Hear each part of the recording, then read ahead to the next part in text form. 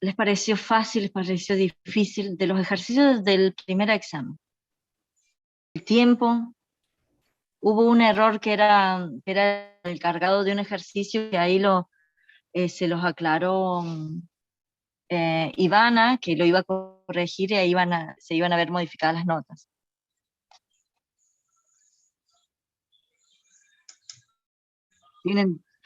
¿Tienen alguna duda?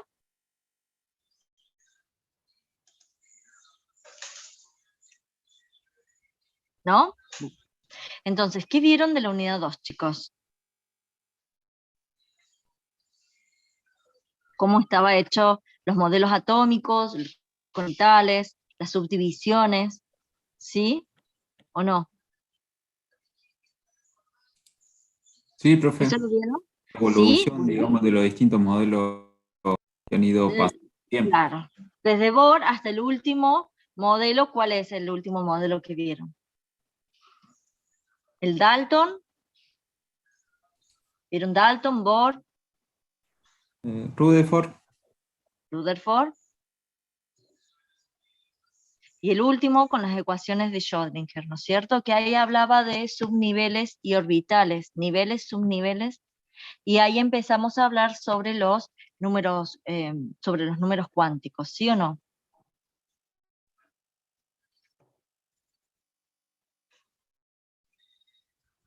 ¿Recuerdan algo? No. Bueno, vamos a empezar de cero, rápido, y no perdamos tiempo. Fueron muchos los años que se necesitaron para llegar a este modelo que nosotros hoy conocemos como modelo atómico, ¿sí? Y pasaron muchas ¿En la impresora 3D? muchas propuestas A ver, entiendan una cosa. para poder llegar a lo que hoy conocemos, Desgraciadamente, ¿sí? las personas somos complicadas. Voy a silenciar a los participantes, ¿sí? Pero algo más fácil. Ahora me escuchan, ¿no es cierto? Bueno, entonces la configuración electrónica siempre se van distribuyendo los electrones que giran alrededor del núcleo en orbitales. Los orbitales son casillas cuánticas, ¿sí? Donde en cada orbital generalmente caben, ¿sí?, dos electrones y que giran en distintas direcciones. Muy bien. Hay una forma para poder empezar a llenar los casilleros. Recuerden que los orbitales S, ¿sí?, solamente le pueden entrar dos electrones.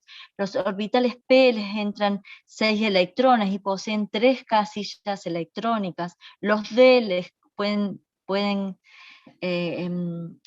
abarcar 10 electrones y son 5 casillas electrónicas, y es así que se van colocando los electrones dependiendo los orbitales que nosotros tenemos, ¿sí?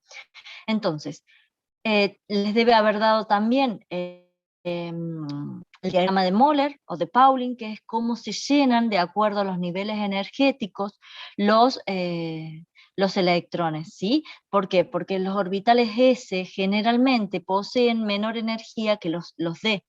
Entonces hay una regla básica que es en diagonal, ¿sí? Y así se va llenando. Primero 1S, después el 2S, 2P, 3S, 3P, 4S, 3D, 4P, 5S, ¿sí? Y así sucesivamente. Muy bien. Como ustedes ven, y como yo siempre les digo, amíguense con la tabla periódica, porque la tabla periódica da muchísima información. Nosotros vemos, esta es una representación muy escueta de la tabla periódica, en donde tenemos los grupos 1 y 2, A, y luego tenemos 3, 4, 5, 6 y 7A, ¿sí? Estos grupos, los primeros dos contienen los orbitales S, y estos contienen en su última capa los orbitales P llenos, ¿sí? Los del medio contienen su lleno o semilleno, los orbitales D. Y los de abajo son los orbitales F, ¿sí? Recuerdan que los grupos A, ¿sí?, son los que se los denomina grupos representativos o elementos representativos. ¿Por qué? Porque tienen completos o incompletos los S y los P, mientras que los de transición son los del grupo B, ¿sí? Estos son obtenidos en laboratorio, que estos estarían incluidos acá, en mitad de la tabla, pero ¿qué pasa? Se hace tan larga que una forma de cortarla es colocando los grupos F por debajo, ¿sí? Muy bien. Ahora bien, cuando nosotros hablamos de los distintos niveles, sabemos que el centro o el núcleo de un átomo está compuesto por protones y neutrones, y empiezan a haber capas, ¿sí? En donde se van alojando los distintos electrones. Nosotros tenemos la capa, el nivel 1, 2, 3, 4, 5, 6 y 7, o denominados K, L, M, N, O, P, Q, ¿sí? Generalmente nosotros lo vamos a llamar 1, 2, 3, 4, 5, 6. Sabemos que en el primer nivel o en la primera capa siempre va a estar el orbital S primero, que es el primero que se llena, y va a contener 2 electrones. Mientras que en la segunda capa, los 2 o el L, ¿sí? Van a entrar o van a caber 8 electrones. 2 que corresponden al S, al orbital S, y 6 que corresponden al orbital P, ¿sí? Cuando tenemos el nivel 3, es como una capita más de cebolla en donde pueden aparecer los orbitales D, ¿sí? En donde no solamente llenamos los S, sino que los P y los D pueden ser llenados, ¿sí? Y así sucesivamente van a ir llenándose las diferentes capas o los niveles. Muy bien. Entonces, Sí. en la primera capa que entran los S, solo entran 2 electrones, en la segunda entran 8 2. y así. En el nivel 1 solamente entran 2 electrones. En el nivel 2, ¿sí? O en el periodo 2, entran 8 electrones y son los S y los P. Y en el 3, 4 y así sucesivamente, fíjense que el D puede tener 10 electrones, ¿sí? Y en total esta capa puede contener 18 electrones. Y así sucesivamente, ¿sí? Gracias, profe. También hablamos de espectros de emisión, que creo que eso también se los dio Ivana, siempre se los va a dar y está subido en la clase, ¿sí? ¿Qué pasa? Cada elemento, a medida que se fueron estudiando los elementos que iban conociendo, que se iban encontrando, los investigadores tenían tan pocas herramientas que hacían lo que podían, ¿sí? Entre ellos, había una determinación que eran espectros de emisión. Pudieron darse cuenta que un fotón de luz podía excitar un electrón o varios electrones de un elemento, y esos electrones saltaban a niveles de capas superiores. Pero como estaban desubicados en ese nivel energético mucho más grande, lo que hacían era volverse a su estado basal emitiendo energía, ¿sí? Entonces, para poder subir de nivel, absorben energía, que esa energía se las pueden dar el fotón. Pero como están desubicados en ese orbital que tiene mayor energía, porque pertenecen a uno de menor, lo que hacen es volver a su estado basal, liberando o emitiendo energía. Esa energía puede ser medida en forma de longitud de onda, ¿sí? Eso también lo vieron. Bien, acá les muestro cómo calcular la energía de un fotón, ¿sí? Que es H, la constante de Planck, por la frecuencia de la luz. Ustedes vieron que la frecuencia de la luz, bueno, esto es bastante teoría lo que les doy, pero está resumida, ¿sí? Ustedes saben que la frecuencia de la luz es igual a la velocidad de la luz sobre la longitud de onda. ¿Ustedes vieron física, algo de longitud y frecuencia, chicos? ¿En la secundaria? Lo vimos ahora, profe, en óptica geométrica. ¿Sí, no? Sí.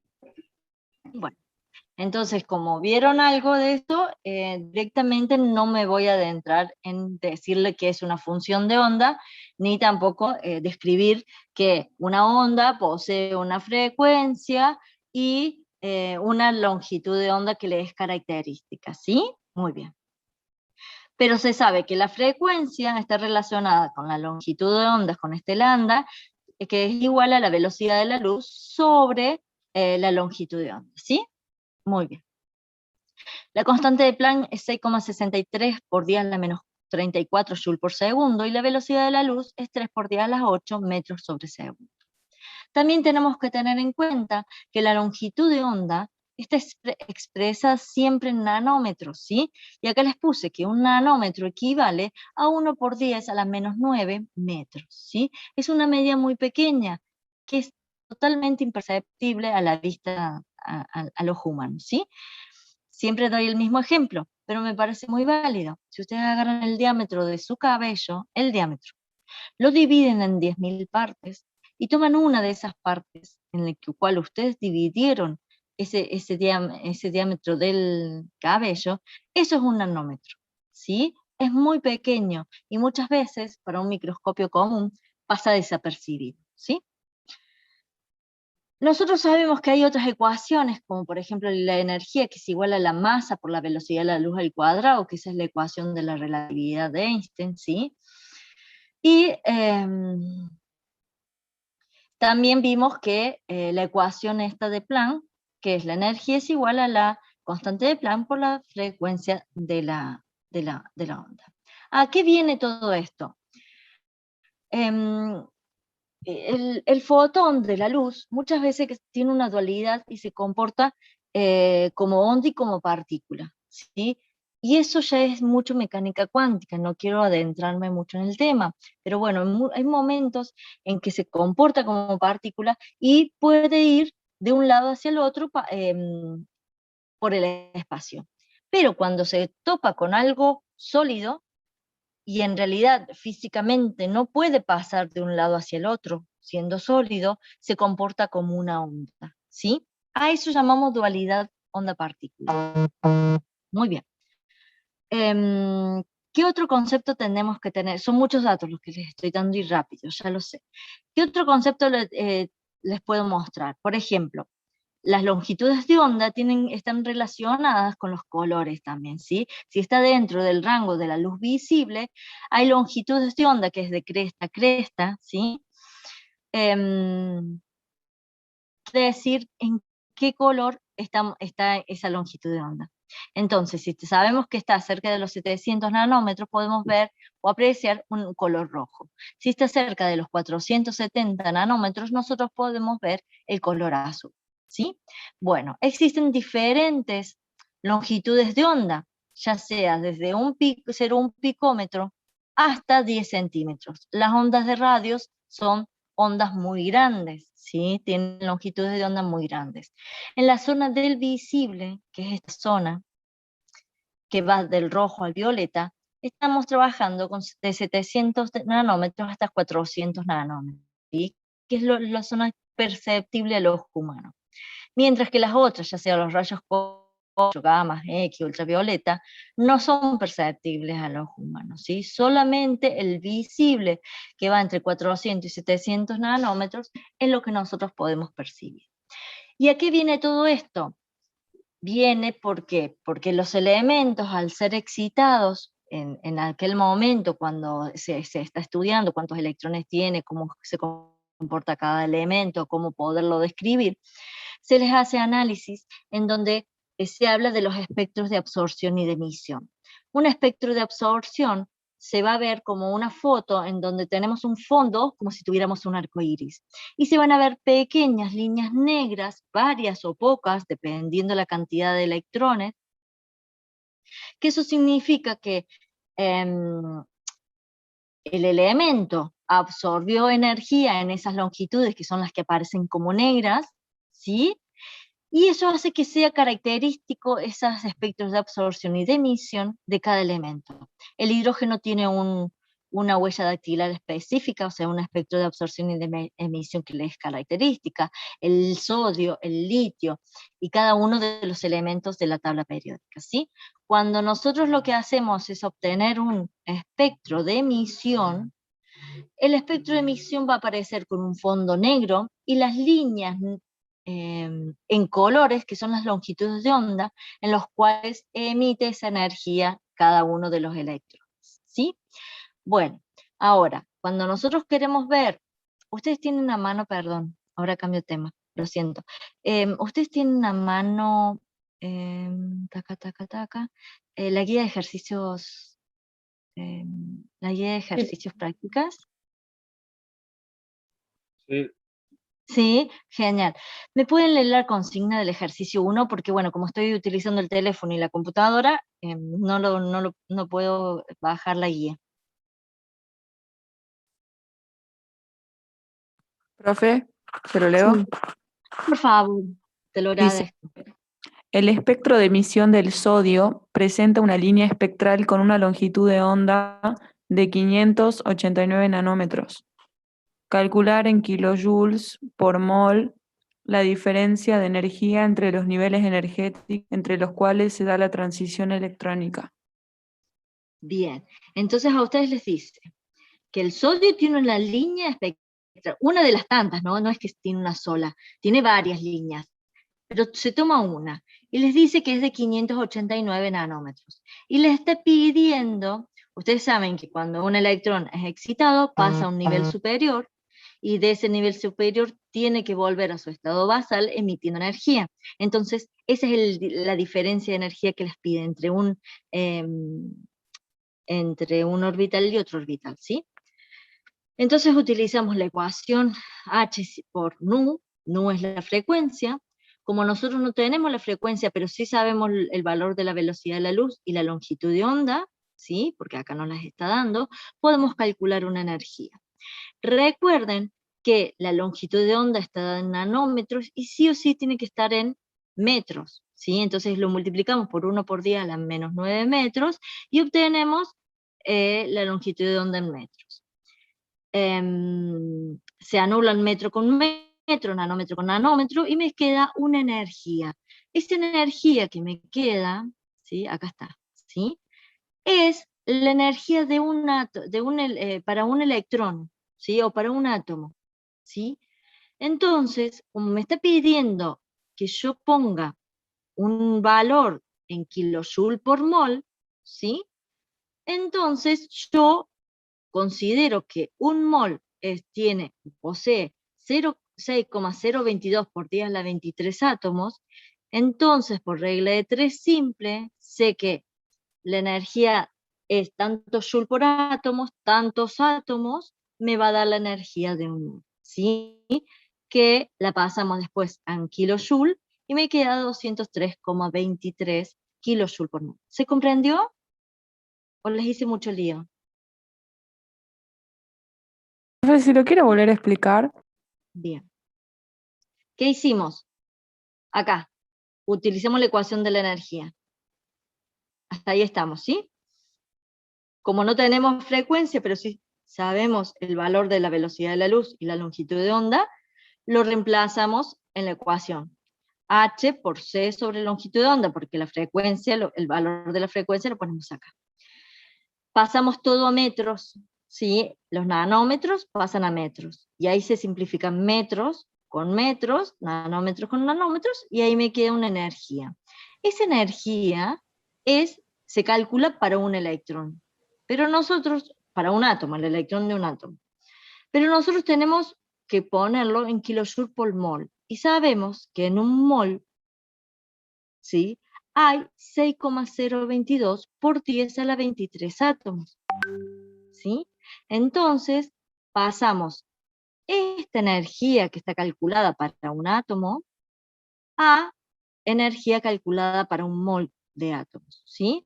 Si sabemos que es 3,37 por 10 a la menos 9 joule es para un átomo, 6,022 por 10 a la 23 átomos, que equivalen a un mol, es tanta energía. Y ahí quedó calculada no para un átomo, sino para un mol de átomos. Profe, ¿Sí? ¿de dónde sacó H?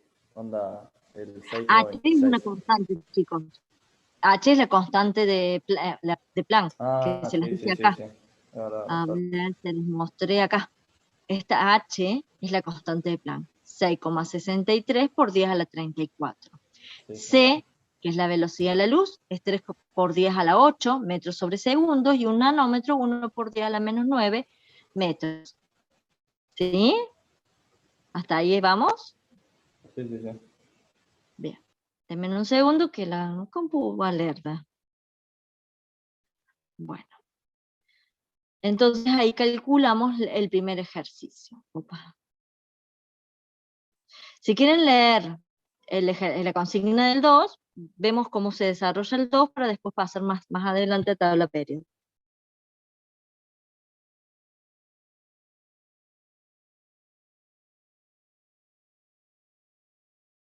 Dice, la línea más intensa del espectro del cerio está a 418,7 nanómetros.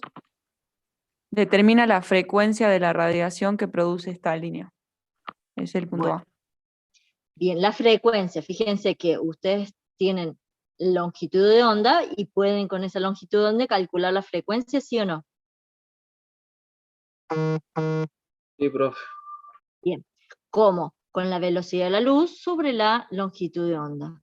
Entonces pasamos todos a metros, fíjense que yo pasé nanómetros a metros, y ahí me quedó la frecuencia de la línea espectral de cerio. No fue tan difícil, ¿no? Recuerden que frecuencia siempre es 1 sobre segundo, esa es la unidad, ¿no es cierto? Bien, ¿Puede ser el punto... también que se mide hertz, profe? Sí, hertz, 1 sobre segundo hertz, les estaba por decir, pero luego, no sé hasta qué punto algunos compañeros tuvieron física, entonces para no meterle otras unidades más, pero el hertz es 1 sobre segundo, chicos. En vez de poner 1 sobre segundo, se le pone HZ, ¿sí?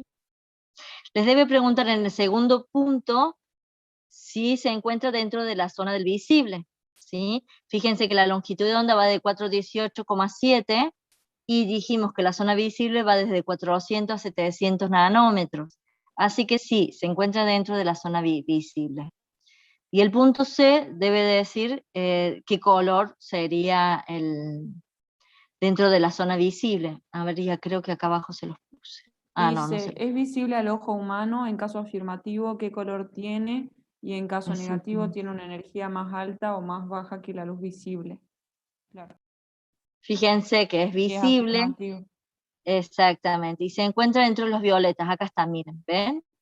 Acá puse violeta, 420 nanómetros. ¿Estamos?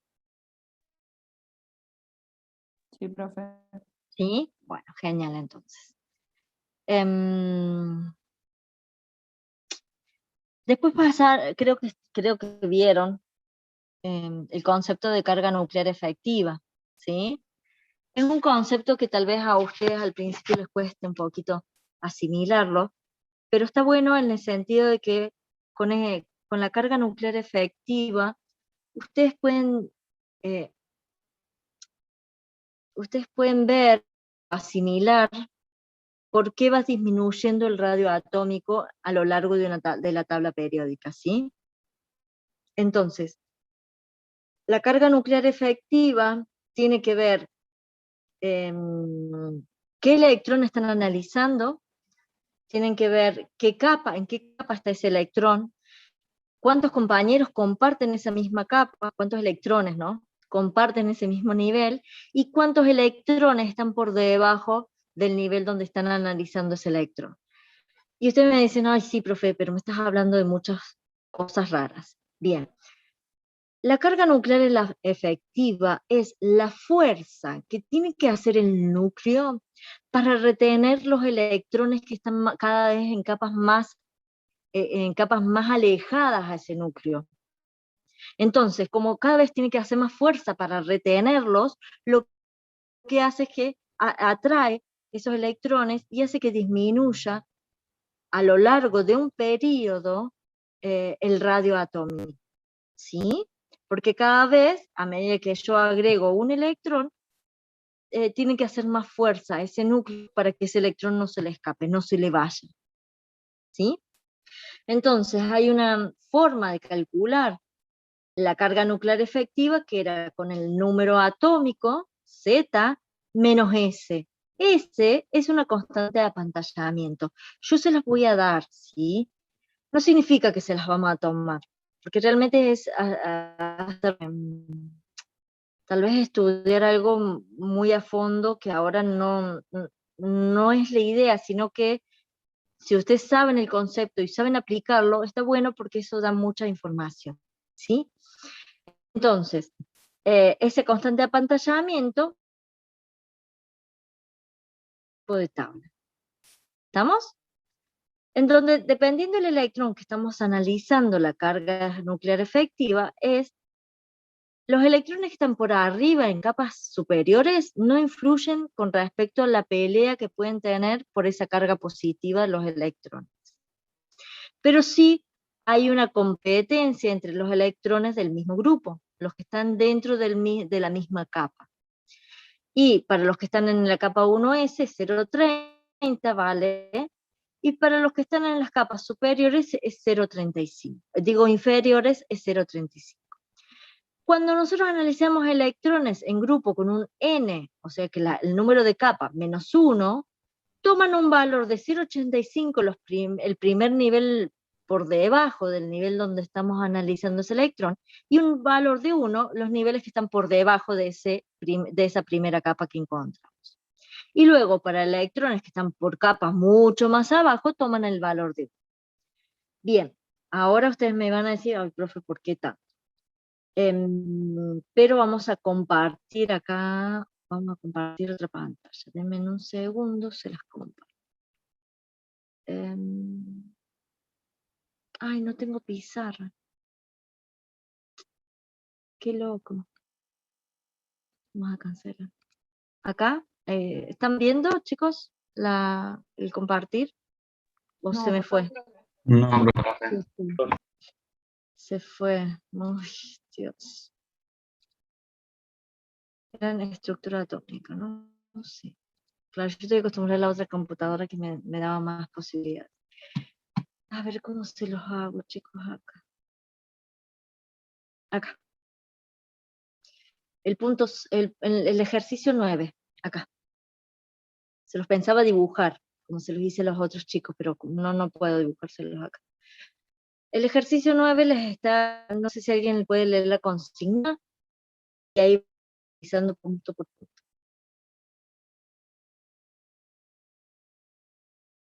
El sí. El 9, que habla de carga nuclear efectiva.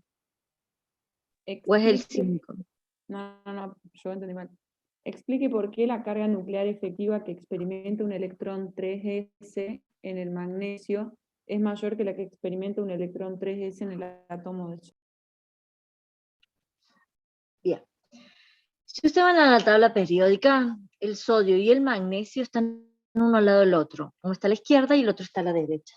Pertenecen al mismo período, ¿sí?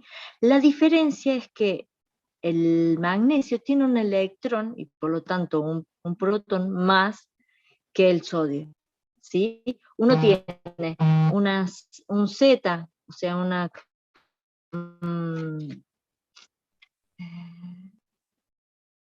número atómico de 11, y el otro tiene un número atómico de 12.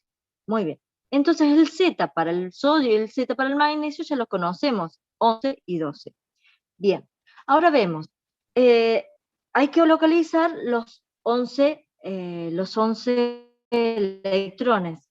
Acá yo me equivoqué, puse D y es S. Fíjense, 3S1 y es 3S2, ¿sí? Después se los voy a modificar. Entonces tenemos, para poder calcular la constante de apantallamiento S, primero tenemos que saber dónde están ubicados cada uno de los electrones. Entonces empezamos a distribuirlos. 1S2, 2S2, 2P6, 3S1. Eso es para el sodio. Mientras que para el magnesio tenemos 1S2, 2S2, 3P6, 3S2. Perdón que ahí puse D, pero es S, ¿sí? Bien, entonces sabemos que en la capa 1 hay 2 electrones. Vemos que en la capa 2 hay 8 electrones. Y en la capa 3 hay un electrón para el sodio. Mientras que en el magnesio tenemos en la capa 1 2 electrones, en la capa 2 8 electrones y en la capa 3, 2 electrones. Bien, ¿vieron la tablita que les mostré anteriormente? Sabemos que el sodio en la capa 3 no compite con otros electrones porque hay un solo electrón en la capa 3, ¿sí? Entonces, a ustedes les decía, fíjense en la tablita, acá, que si comparten electrones en el mismo grupo, que sería en el grupo 3, valdrían 0,35, un valor de 0,35. Como el sodio no comparte electrones, no se multiplica por nada. Pero sabemos que en la capa inferior, con la primera que tiene a continuación, que es la capa 2, tenemos 8 electrones que van a estar compitiendo por la carga positiva del núcleo, ¿sí? Entonces ponemos acá 8. Como es una capa, estábamos en la 3, el electrón pertenece a la capa 3. Como la capa 2 es n-1, sería 3, menos 1 sería 2, vamos a la tablita y sabemos que electrones que están en una n-1, o sea que en el 2, vamos a tener un valor de 0,85. Como tenemos 8 electrones, que serían estos de la capa 2, lo multiplicamos a esos 8 electrones por 0,85. Y a eso le sumamos los electrones de la capa 1, que es un nivel mucho más abajo que la 2, ¿sí? Y toman el valor. Entonces, como son 2 electrones, se los multiplica por 1 y hago la suma. Esa suma que hemos hecho es la constante de apantallamiento. ¿Estamos? Bien. Profe, ¿de Sí, dónde sale el 2 por 1? acá. Acá tengo, en el nivel 1, tengo 2 electrones, ¿sí o no? Porque ya pasamos la capa 2. La capa 2 tenía 8 electrones, que eran estos. ¿Sí? Ahora vamos a la capa 1, que está por debajo de esta 2, y tengo 2 electrones. Y si vamos a la tabla, en la tabla para electrones que están en grupos superiores a n-1, toma el valor de 1. ¿Sí? Entonces multiplicamos estos 8 electrones por 0,85 y estos 2 electrones por 1. Y eso es la constante de apantallamiento para el sodio. ¿Se comprendió? ¿O les hice mucho lío? Pasa que no se los puedo dibujar. ¿Se comprendió? Profe, ¿cuántas capas pueden haber? Eso es lo que no entiendo. O sea, ¿cómo es que usted sabe cuál es la primera capa, la segunda capa? Porque fíjense que estamos analizando este electrón de acá, que es 1, está solito, y la capa N-1 próxima es la 2. Y la que está superior a N-1, o sea que tiene electrones mucho más bajos, es la 1. No tenemos otra capa, chicos. Por eso es que primero tenemos que distribuir los electrones para ver cómo están. Acá nosotros estamos analizando este solito electrón que está en la capa 3s.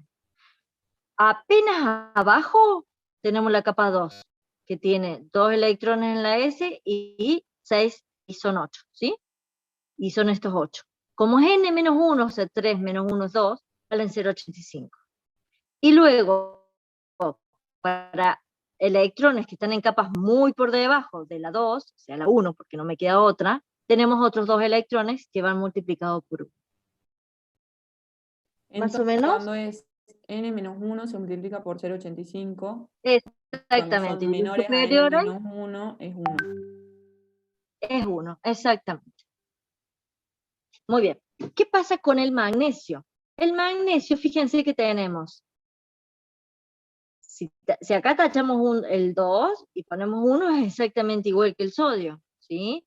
Pero lamentablemente tenemos un electrón en el mismo nivel que está compitiendo por esa carga positiva del núcleo. Entonces, para los compañeros que ahí dicen electrones en el mismo grupo, vale 0,35. ¿Cuántos compañeros tiene este electrón?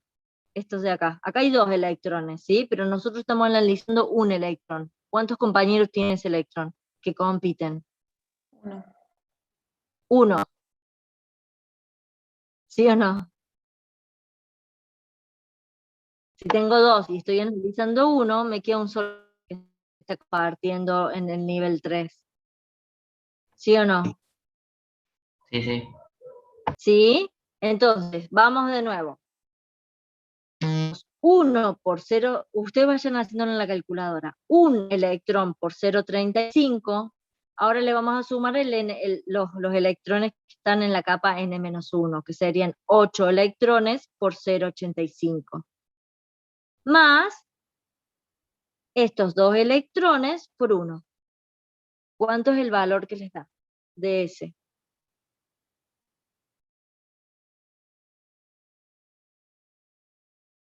Uno por 0,35 más 8 por 0,85 más...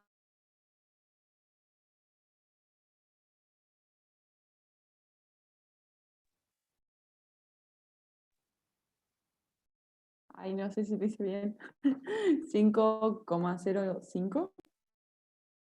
No, no da eso. Fíjense que, mira, si ustedes hacen esto, 0,85 por 8 más 2 por 1, y a eso le suman por 0,35, le tiene que dar 9,25. Porque fíjense, el apantallamiento es igual que la del sodio, solamente que le agregan este electrón de acá, que está peleando por la misma carga positiva, a la misma altura.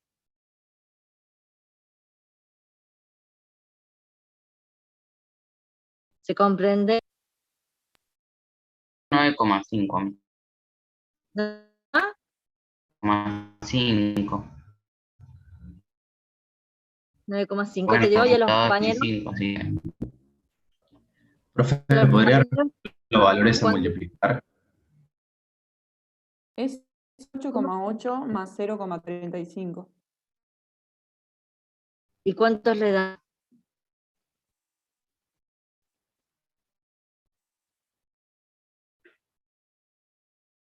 Pude haberme yo equivocado, puede ser también, ¿no? 9,15. 9,15. Sí, profe, a mí también me da 9,15. 9,15, me equivoqué, le puse 9,25, lo siento. Bien, fíjense que las dos constantes de apantallamiento son diferentes. La del sodio es menor, la del magnesio es mayor. Ahora vamos a calcular la carga nuclear efectiva, que es la fuerza que el núcleo tiene que hacer para ese electrón, ¿sí? Para ese electrón que estamos analizando, que es del grupo del 3s, ¿sí?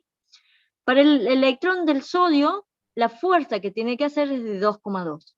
Mientras que para el electrón del magnesio, háganlo bien acá. 12,12 menos 9,15 es 2,85, ¿no es cierto? Sí. Bien, entonces fíjense que para el electrón 3s, que está en el 3s2, sería para el electrón que está del magnesio, el núcleo tiene que hacer una fuerza superior para mantenerlo cerca.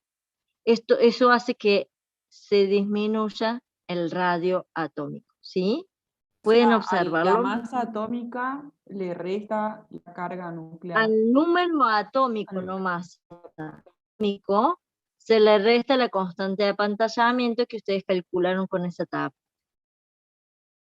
Entonces pueden analizar para cada electrón de cada elemento cuál es la fuerza atómica, la carga nuclear efectiva de cada electrón. ¿Estamos? ¿Hay alguna duda? Los mareé mucho, ¿no?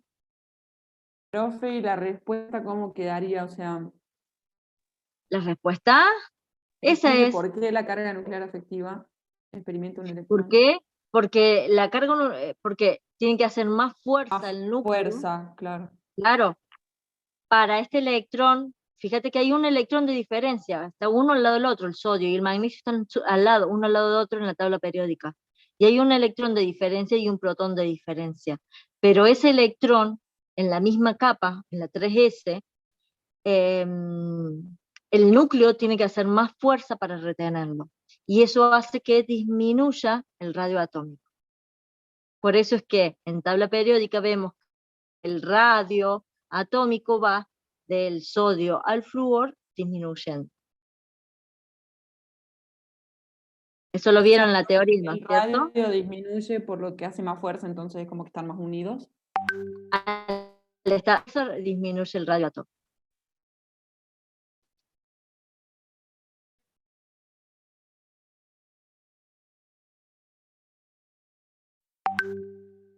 ¿Ustedes vieron algo de la teoría de Ivana? ¿Se acuerdan de algo de lo que dijo Ivana? ¿O no?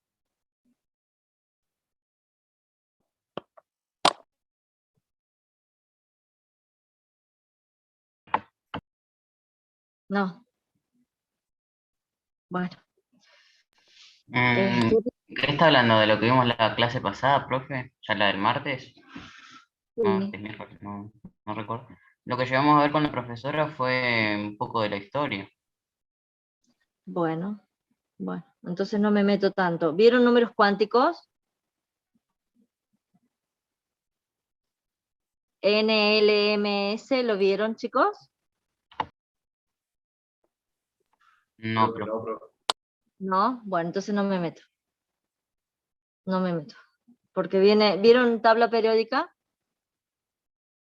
Tampoco.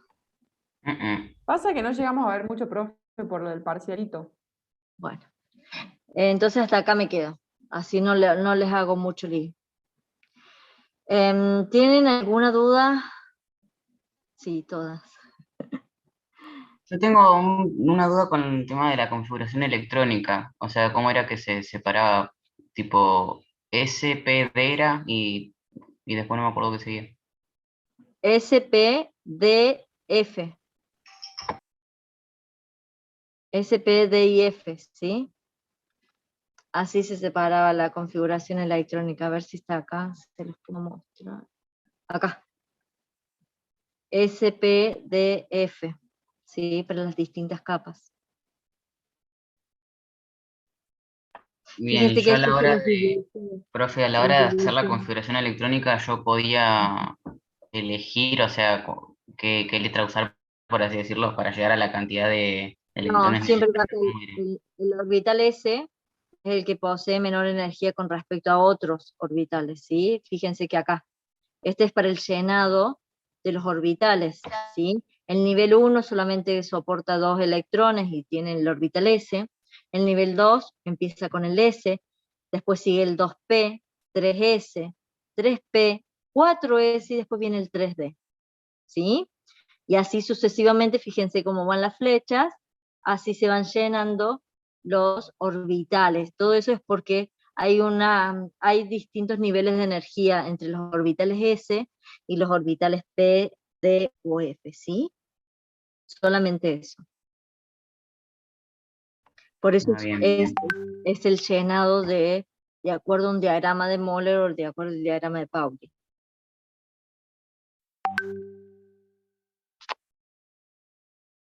¿Me explicó? Sí, profe.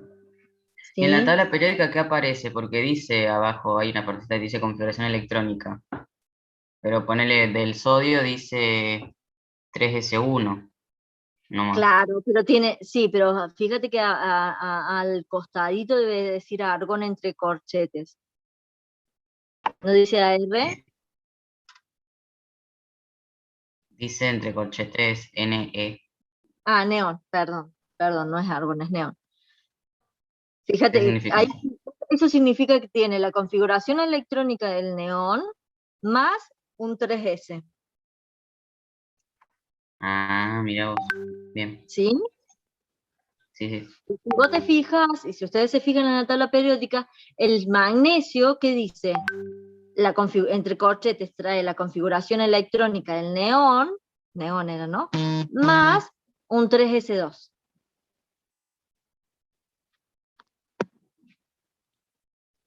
¿Sí o no? Sí, profe. Sí, sí. Bien. Y así sucesivamente con los distintos elementos, ¿no? ¿Y por qué el cromo y bueno, todos los que son excepciones se saltan el 4P? El 4P, fíjate acá, porque es el llenado. Tal vez empezaron con el 3D, el cromo. Es que no tengo la tabla periódica acá. Déjame verla. El cromo termina en 3D5, 4S1. 3D5, 4S1. Fíjate que, mira, acá te muestro. Va 3S1, 1S2, 2S2, 2P6, 3S2, ¿sí? Hasta ahí estamos bien. Después viene el 3P. Pero se ve que hay una excepción en el llenado de estos dos capas entre el 3D y el 4S.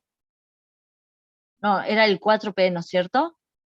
Perdón, no me acuerdo, porque no lo tengo a mano a la configuración. A ver si tengo el libro acá. Deme un segundo. Acá tengo. Porque muchas veces hay excepciones en la tabla, ¿sí? Si bien la tabla periódica está puesta y está organizada en determinadas características por grupos y periodos, pero hay excepciones en la tabla, ¿no es cierto? Ay, el cromo, me dijiste, pasa de 3D5 a 4S1. No lo completa al 4S2. Es una excepción de la tabla.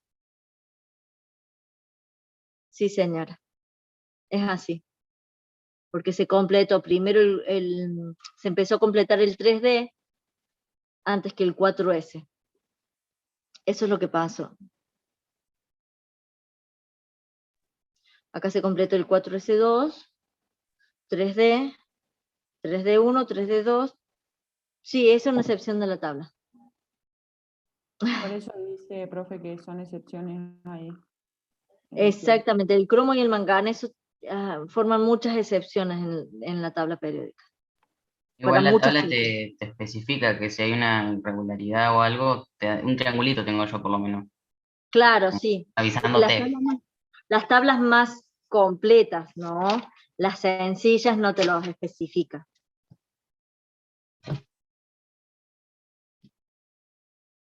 Esa es la diferencia, ¿sí? Pero bueno, son excepciones de la regla. El cromo y el manganeso tienen esas cosas.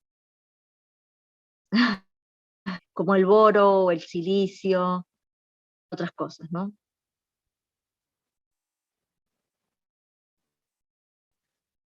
¿Alguna duda más que tengan, chicos?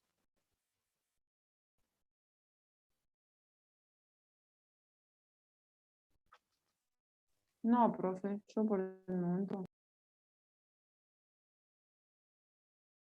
Lamento tantos inconvenientes hoy pero bueno, tuve que hacer esto con el teléfono y con la computadora. Pero bueno, ya veo si puedo arreglar la semana que viene.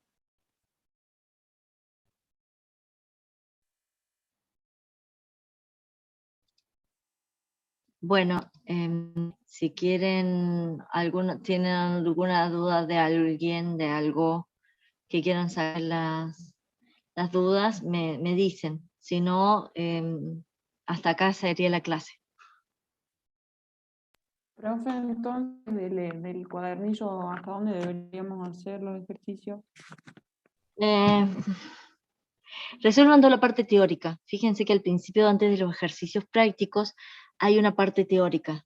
Hay muchas preguntas teóricas. Si ustedes resuelven esa parte teórica, ya tienen un mini resumen de esa unidad. ¿Sí? Resuélvanla y hagan por lo menos hasta todo lo que tengan que ver con energías. Ok. La carga nuclear efectiva no se metan tanto, porque generalmente no se toma, ¿sí? Pero sí se da. ¿Por qué? Porque cuando usted la calcula, más o menos se pueden dar cuenta cómo va creciendo esa carga nuclear efectiva en cada electrón que se va adicionando en una capa, en un mismo nivel, y eso hace que, por eso es que se va disminuyendo el radioatómico. ¿Me explico? Sí, profe. Bueno, genial entonces. Chicos, si no hay más duda, espero que tengan un hermoso fin de semana.